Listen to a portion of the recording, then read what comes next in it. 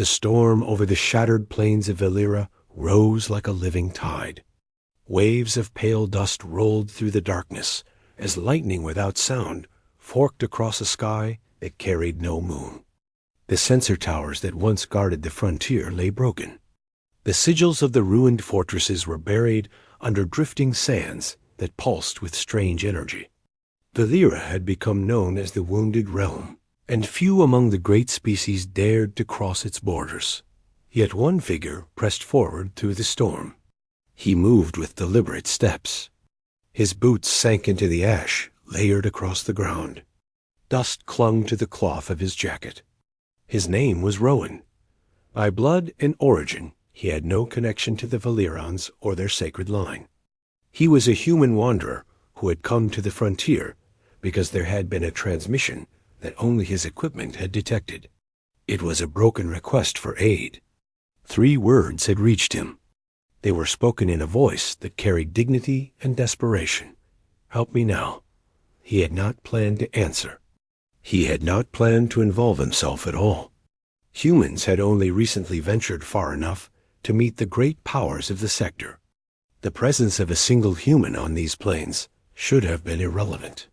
Yet he had come. Something in the tone of the message had pulled him here, through storms and silence in ruined cities that told a story of conflict his species barely understood. A blast of wind pushed against him. He raised a hand to block the sting of dust. The sensor in his other hand flickered with faint readings. There was energy ahead. A pulse like a heartbeat throbbed across the ground. Rowan moved toward it without hesitation. He had made a choice before stepping into the storm, and he had no intention of turning back. He found the entrance to the underground, hall beneath a cracked plateau. The metal doors had been blown inward. Scorch marks covered the frame. Rowan slipped inside and descended a spiral of shattered stairs. The air grew heavy. A faint glow rose from the base of the chamber. He stepped onto a platform that had once been part of a throne hall. The floor was fractured. The carved pillars had been broken. Only the central throne remained intact. She sat upon it. The Queen of Valera was taller than any human. Her figure had an elegance carved from strength. Her eyes, silver in color, flickered at his arrival. Her armor was cracked. A living mantle of light wrapped her shoulders. She raised her head when she saw him. Her voice carried the weight of a kingdom that had lost everything. "You are no warrior of my realm. You are not bound to my line. Why did you come here?" Rowan took a slow breath. He had rehearsed no answer. He said the only truth he knew. "I heard your message." Her gaze sharpened. She rose from the throne and stepped toward him. The sound of broken metal shifted beneath her feet. She studied him with an expression he could not decipher. Others heard it. None came. "Why did you?" Rowan shrugged. It was a small gesture, but it made her tilt her head slightly. "I guess I could not ignore it." "You guess. I am human." "I try." A faint breath escaped her. It might have been the beginning of a laugh or the weariness of someone who had endured too much. "You are strange, and you are hurt." She stood still. Her posture did not reveal pain. But Rowan did not rely on posture. The glow across her mantle was dimmer near her left side. That meant internal damage. He stepped closer, and she did not stop him. He reached into a satchel and pulled out a small medical scanner. When he activated it, the Queen's eyes narrowed. "Your device is primitive, maybe, but it works." He scanned her and studied the readout. Her energy lattice had been fractured by weapons he did not recognize. The damage was spreading through her core. She needed stabilization soon. "You should not help me." She said, then, "Why call for help?" I did not expect the one who would answer to be a human. Rowan looked at her with a calm expression. "And yet, here I am." She stared at him for a long moment. Her voice was quiet when she spoke again. "Your kind is new to this sector. You have no obligation to our conflicts. You owe us nothing. He met her gaze. Someone needed help. You crossed a dead realm for that alone. I did. She stepped back as if needing distance to understand him.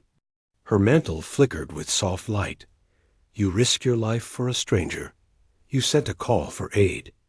That makes you more than a stranger. You are remarkable. I am just a man. Her voice hardened with fierce clarity. No, you are the only one who aided me. She turned and walked toward console buried under debris. Rowan followed. He saw the shattered screens and the runes engraved across their frames. What happened here? He asked. War, betrayal, a force that struck our borders without warning. They tore through our defenses. They destroyed our capital. I was left for dead in this hall. My court is gone. My people scattered. And you, I survived. For a purpose I do not yet understand. The message I sent was not a command. It was a final action before I fell. Rowan knelt beside the console and cleared debris. The panel still had power. He pulled a toolkit from his bag. What are you doing? She asked. Trying to get this working. You believe you can fix a Valyrian royal console with tools from a human ship. I believe it is worth trying. Her mantle brightened. She stood in silence as he worked. The storm outside rumbled through the broken ceiling. Rowan rewired damaged nodes. The console hummed back to life. A faint projection formed above it. The Queen stepped closer. Her gaze was sharp as steel. This holds records of the attack. If we can recover enough data, I may understand who our enemy is. Rowan nodded. He began deciphering the displayed symbols. She watched him with quiet intensity. Your mind works quickly. Habit, not your technology. Is young, yet you adapt with skill. Humans improvise. It is what we do best. After a moment she said, Your presence is unexpected yet welcome. Rowan smiled. Glad to hear it. The Queen moved to a nearby pillar and pressed a faint sigil. A hidden compartment opened. She retrieved a crystalline sphere that pulsed with soft light. This is a memory core. It contains the last strategic map of our realm. If you can interface it with your device, we may chart a path out of this place. Rowan took the sphere gently. I will do my best. He connected it to his scanner. Lines of data flowed across the small display. A map formed. Points of energy pulsed across it. He looked up. There is a safe route north. Safe is not certain. It is more certain than staying here. You speak truth. The Queen stepped toward the entrance. Rowan followed. The storm echoed above. As they climbed the broken stairs, she leaned briefly against the wall. Rowan moved to support her, but she lifted hand. I am not fragile. Did not say you were. You think it. No, I think you are. Injured. She regarded him with cool eyes. You are bold. Humans are like that. She resumed walking. When they reached the surface, the wind howled across the plains. Rowan lifted his arm to shield his face.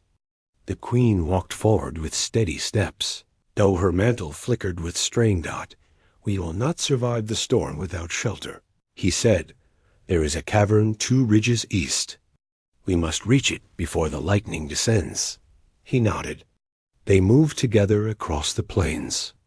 Rowan stayed near her in case her injuries worsened. He had no plan beyond survival. Yet he felt a strange sense of purpose beside her. Something about her presence carried weight and quiet resolve. They reached the cavern as the sky cracked with vivid light. Inside, the chamber glowed with faint minerals. Rowan guided the Queen to a resting spot. She sat but kept her posture regal. You have walked far from your world, Rowan, and you from yours. I did not walk. I was forced to flee. He lowered his voice. I am sorry. She closed her eyes. Her breath steadied. When I called for help, I believed no one would answer. My people are proud. Many feared my message was a sign of failure. Others fled in despair. Our enemies would use any response as a trap. Yet you came. A human from a distant star. I just followed a signal. Her eyes opened. Many heard it. Only you moved. Rowan felt the weight of her words. He looked across the cavern. What will you do when you regain your strength? I will find my people. I will rebuild my realm. I will face the enemy who shattered our world. And you would do that alone. If needed. Rowan shook his head. No one should stand alone in something like this. She tilted her head slightly. Would you stand with me? Yes. She looked at him as if weighing more than his words. You are not a warrior of my realm. You do not know our customs or our battles. No, but I know how to keep someone alive. And I know how to stand with someone. Who needs it? The queen leaned back and watched him with an expression that softened by a fraction. Your heart is stronger than your armor.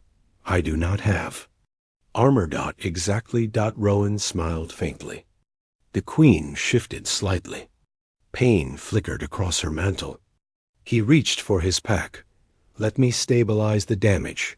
She hesitated, but then nodded. Rowan worked carefully. His hands moved with steady precision.